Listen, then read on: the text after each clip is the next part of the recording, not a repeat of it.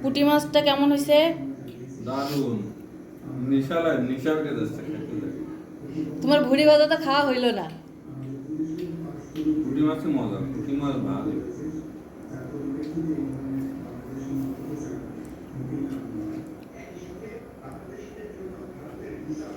কচুরলতি থেকে গলা চুলকয়।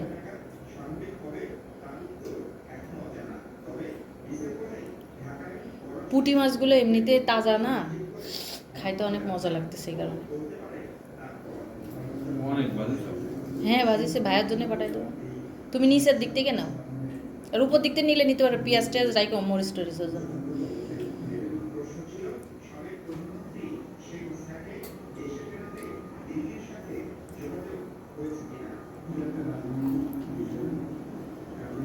তরকারি নিবা না? অল্প একটু নেবো।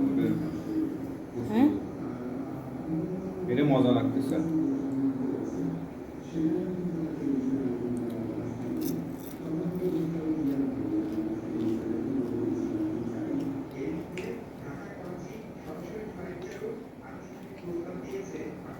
দারুণ বাস্তব পুঁটি মাছ, আসলে টেস্ট আছে। কয় দিনের মাছ একসাথে বেঁচে ফেললাম, তো সব ভাইয়ের কাছে চলে যাবে, বক্সের ভিতরে ভরে রাখবো। রাত্রে গুছাই দিবা, সকালে ভরে চলে যাবো। রাত্রে গুছাই দিবা, ভরে চলে যাবো। তো ওইটা ভাজা হোক, গরমটা বক্সের ভিতরে ডাইরেক্ট। এনে রেখে দিও, সকালে নিয়ে যাবো না।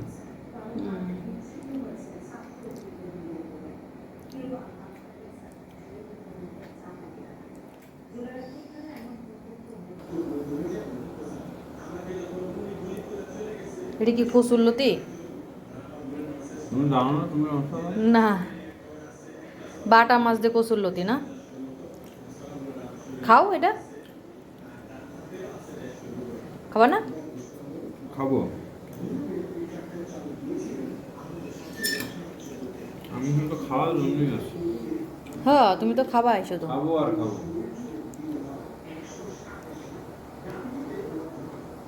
সমস্যা হলো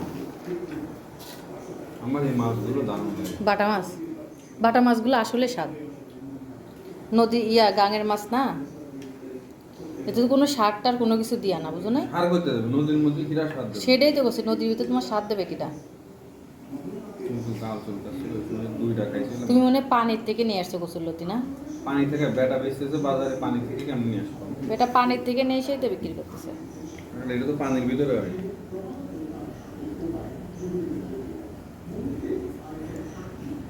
সিদ্ধ হয় না? সিদ্ধ হয়েছে তোমার হবে তো ভাতে। সি কি কম তোমার ভাতের কথা রয়েছে, এক পাতিলেও তো ভাত রয়েছে, ভাত না? তুমি না, আমি আনবো না। সব তো খাই পাবো। আমি ফুচকা খেয়ে ঝামেলা আছে। এটা বুদ্ধি আছে কি কারণ আছে, বুঝছো? লেবু হইলে তো একটু লেবু দিয়ে দেওয়া যেত। কি বুদ্ধি জানো? গিলে খাই। তো খাও, তোমার তো দুনিয়ার শুধু শয়তানি বুদ্ধি মাথার ভিতরে।